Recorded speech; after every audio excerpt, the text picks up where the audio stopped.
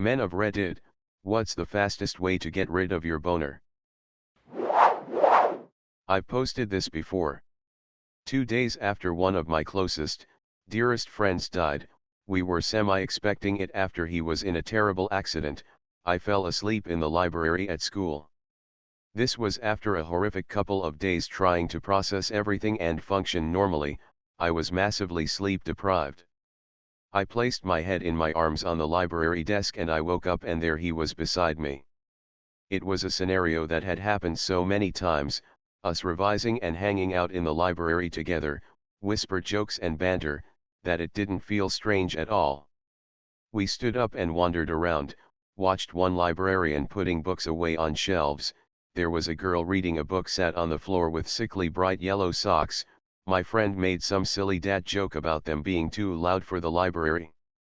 We chatted in low voices, about nothing much, the usual chit-chat, and then went back to the desks. I woke up and he was gone. Of course, I was startled but weirdly euphoric. I went over the same set of shelves and had déjà vu, saw the same librarian putting away the books and the same girl with the yellow socks still there sat on the floor reading. I swear to this day I hadn't seen them before I went to sleep. I like to think it was his way of saying goodbye. It helped me immensely, even though I know it was probably just a dream. But the socks thing has always stuck with me, and anytime I see a pair of loud yellow socks, not very often, I think of him and our final chat. A really strong feeling kept me out of a high-rise building during an earthquake. I was staying late at work with some colleagues. Our office was located around the 40-50th floor of the building. I suddenly had a really strong thought that wow, if an earthquake were to hit now, the dash downstairs would be chaotic. I tried to brush it off but couldn't, the feeling was so strong. And it's not like I'm not used to working in high-rise buildings. I've been working at the place for around 2 years at that point and had never felt that way before or since. I decided to leave and work from home, which was only 15 minutes away on foot. Just as I arrived at home, an earthquake struck. It was pretty intense, and thankfully everyone at the office was all right, just freaked out, but it was so strange that something just told me to leave just minutes before it happened.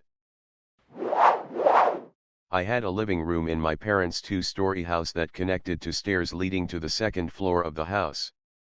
You could see completely down the hall on the second floor from the couch in the living room. One time my family went away on vacation, so I had my cousin come over while I house sat for them. I'd been alone in this house for a couple of days now and I just really wanted company. We're sitting on this couch playing Xbox, or something. The stairs leading to the second floor are almost out of my vision. At the very top of the stairs on the left is a doorway leading to a bathroom and nothing else. We were up pretty late gaming when out of the corner of my eye I saw a gray face lean out and stare at me for a split second. I didn't budge, I just barely noticed it, but as soon as I did, it was gone. I hadn't snapped to look at it, nor did I say anything. I just continued gaming for about 3 seconds until my cousin said, "Did you just see that?" As soon as our eyes connected we both knew we saw the same thing.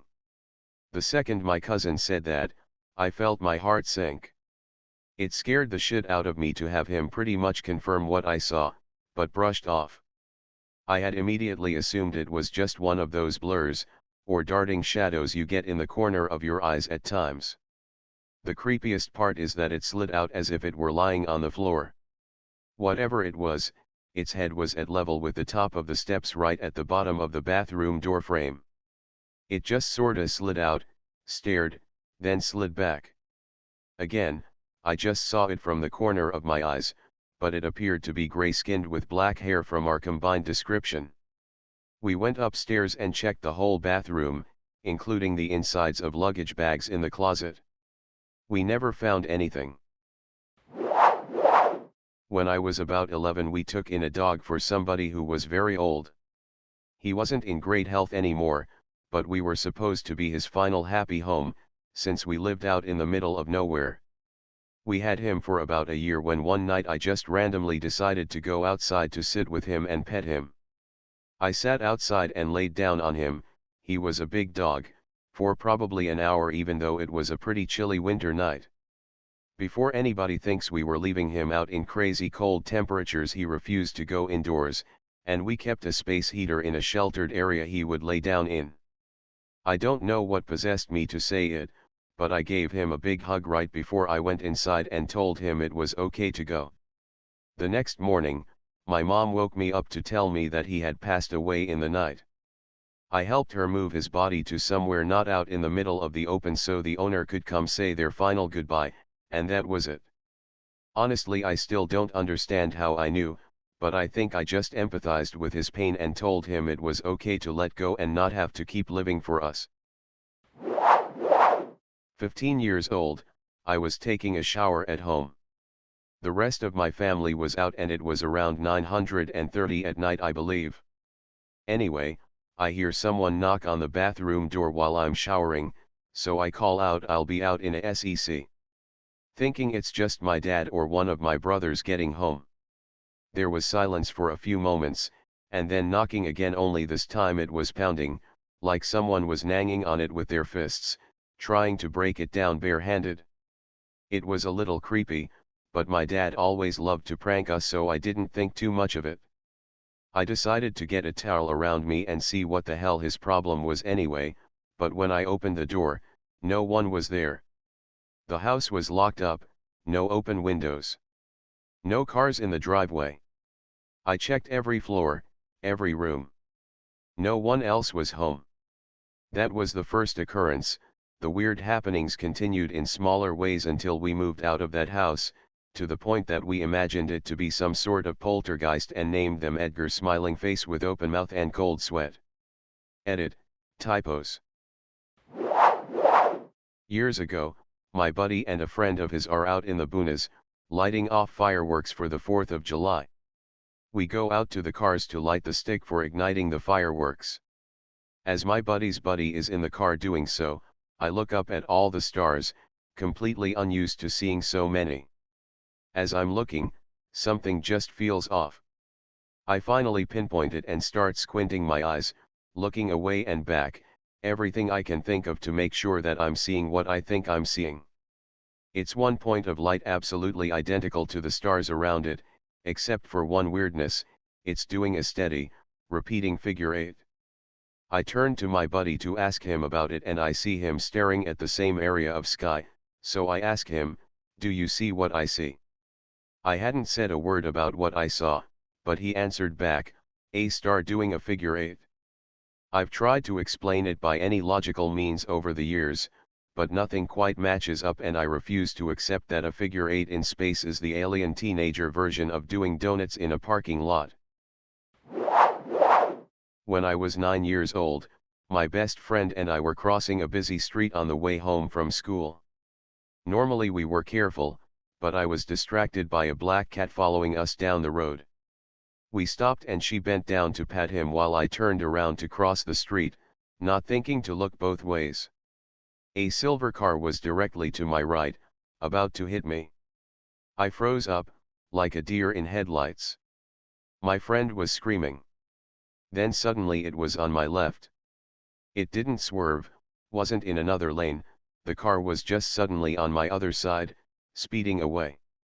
I ran across the rest of the road and my friend asked how I had passed through the car.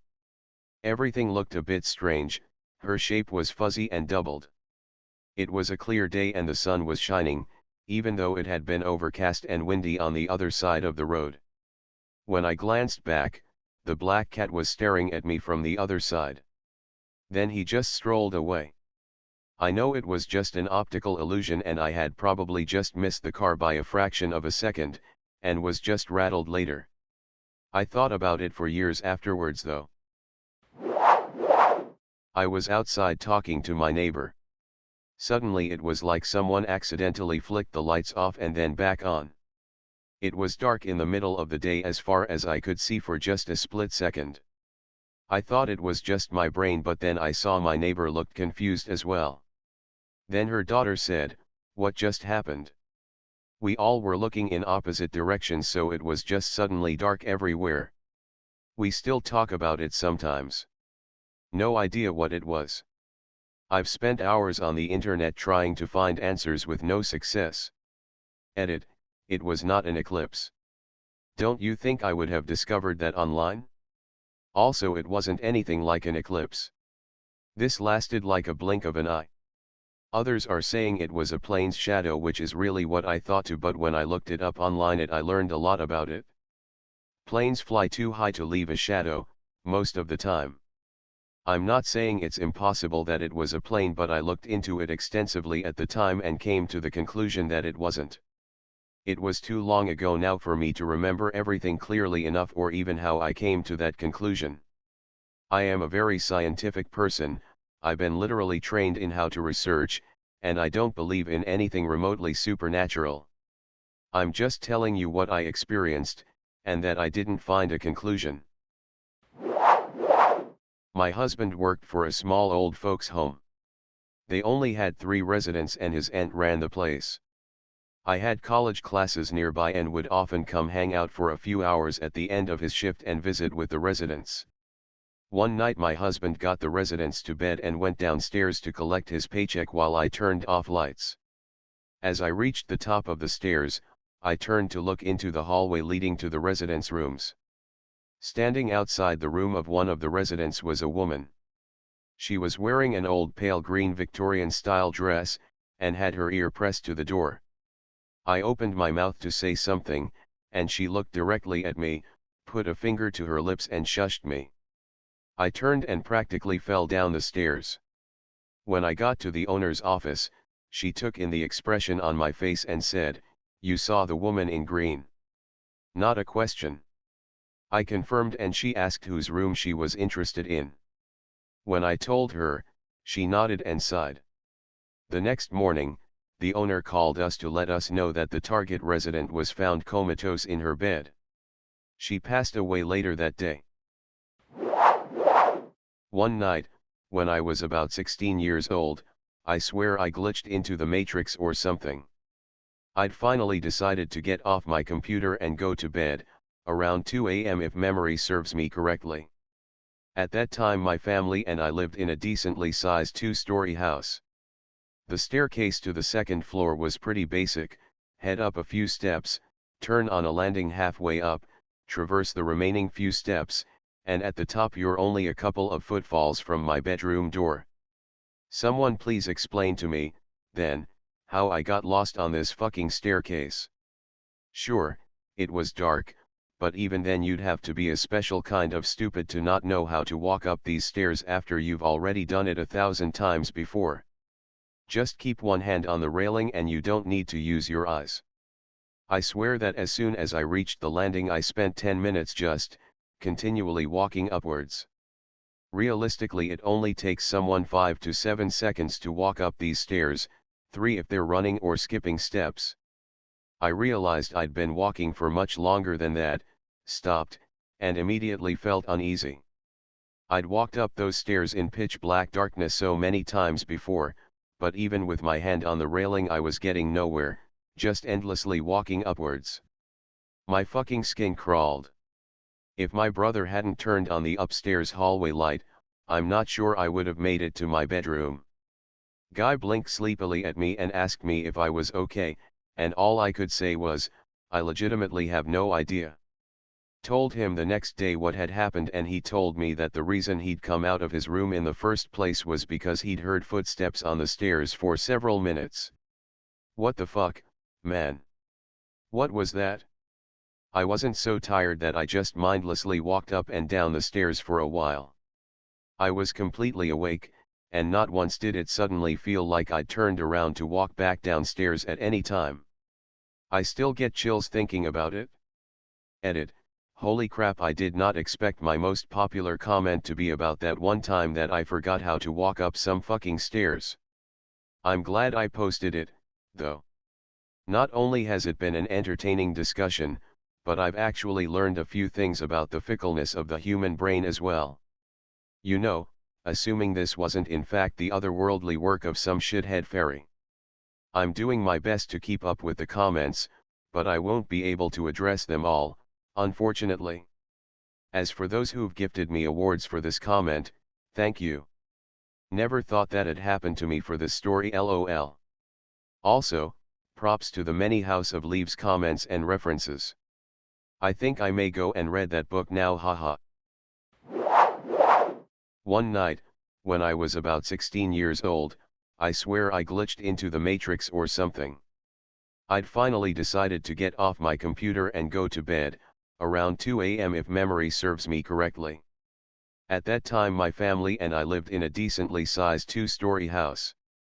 The staircase to the second floor was pretty basic: head up a few steps, turn on a landing halfway up, traverse the remaining few steps, and at the top you're only a couple of footfalls from my bedroom door. Someone please explain to me, then, how I got lost on this fucking staircase.